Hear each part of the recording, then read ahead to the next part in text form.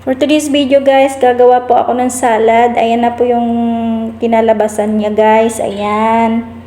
Yan, bigay ni madam sa akin. Pinatikim. Ang sarap. Ang sarap pala niyan. May ano yan, kamote, sibuyas, at saka yung beetroots. Yung parang masyadong makulay na ano, para siyang singkamas. Nakakat na yung binili ni madam. Tapos nilagay ko sa Pyrex. Tapos nilagyan ko ng asin, paminta, tapos Italian spices, ayan, olive oil. Tapos i-bake natin, lagay sa oven. Ayan na po siya, luto na po yan. Na-i-bake ko na yan. Yan siya, i-mix na po yan dyan. Spinach,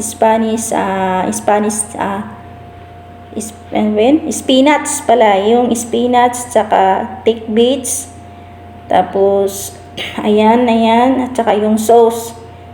Mamaya dyan sa dulo, nandyan yung sauce. Ayan na po yung kalabasan niya, guys. Ang sarap, guys.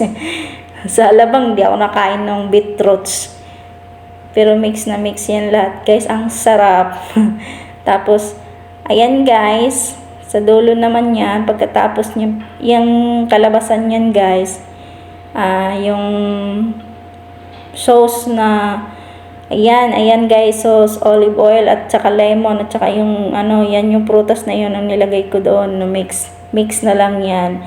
At saka don't forget to follow, share, comment.